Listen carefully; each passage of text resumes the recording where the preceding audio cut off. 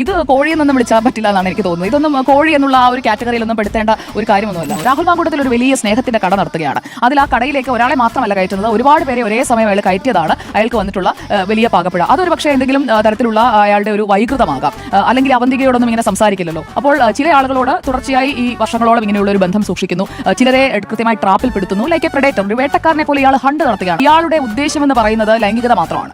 അതിനുവേണ്ടിയുള്ള ഒരു ട്രാപ്പ് ഇയാൾ സെറ്റ് ചെയ്യുകയാണ്. ആ ട്രാപ്പ് എന്ന് പറയുന്നത് സ്നേഹത്തിന്റെ കടയാണ്. ആ സ്നേഹത്തിന്റെ കടയിലേക്ക് വിളിച്ചു കയറ്റുന്നു, സ്നേഹം കൊടുക്കുന്നു.